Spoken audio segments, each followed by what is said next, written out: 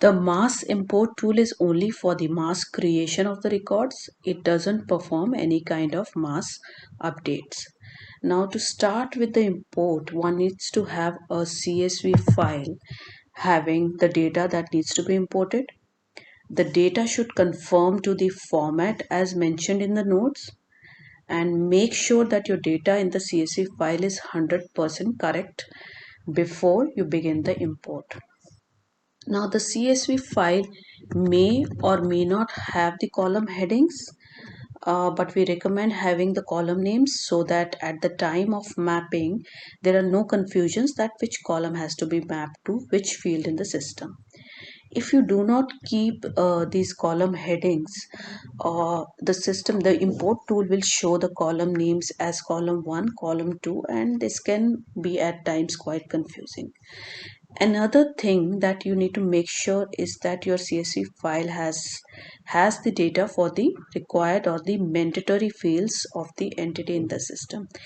If a field in the entity has if a field in an entity is mandatory and you do not enter the data in your CSV file, then you will not be able to perform the import. So the first step to import is to choose the file, the source CSV file. So this is the first screen. Here we specify the file. So here I am going to choose my CSV file, and here you need to check mark the first row contains the columns names, because in my file I have the column names in the first row. Now you need to select the entity into which you would like to import the data. So I have the expense entity here. Now I will click next after choosing the source file and the system entity. Okay, so here you need to validate the source data. So here it says want to delete the duplicate records from the source. So in case you think you may have some duplicate data in your source CSV file, you can check mark this option.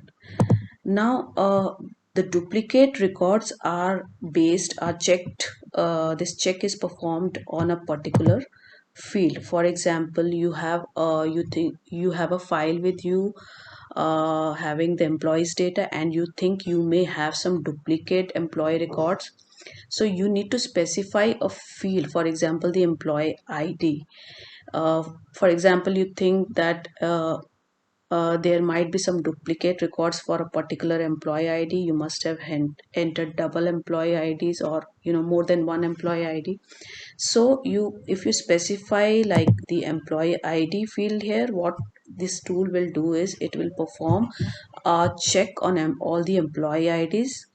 So wherever it finds more than one record for that particular employee ID, it will omit the duplicate records for that employee ID and keep only one record. So I do not have any duplicate records in my CSV file, so I'll uncheck this and I will click next. So here in the first section you see some extracts from the source CSV file. Here you can see your data, the column and some data, and in the second section you need to do the mapping. So on the left hand side here you see the fields that have been picked up from the entity from the tables in the system, and on the right hand side you see the column names have been picked up from the CSV file. So here you are going to do the mapping. You are going to specify that this field from the entity will get the data from this particular column in the CSV file. So billing date field will get the billing date field will get the data from the billing date column from the CSV file. So here you need to also make sure that you have check mark the fields that will be update will have data in the system. So uh, if you uncheck a particular field here, then the record will be created in the system, but then this particular field, description field, will not have the data because you unchecked it. You are not importing the description data. So I need all the data. I have check marked all the fields and I have checked the mapping. The mapping looks perfect to me. So now I will click next after the mapping is done. So here you can see some sample data. Just check if your data looks correct. Everything looks correct. Billing date has the date. Description I feel doesn't have any data. Due amount, due date, everything looks perfect. So now I can start the process of importing the data. So once I click start process, this particular, I had only one record in my CSV file. I am doing this import with one record only. So I'll start this. Once I start this process, the data in the import CSV file will be imported into the system. So let's start the process. Okay, so it shows me batch number one record has been processed. The process is completed. So I'll click finish now.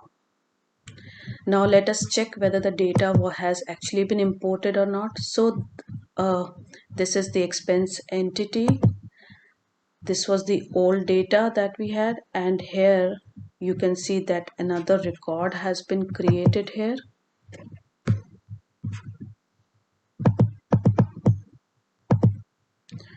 So another record has been created here. Let's export it and check once again.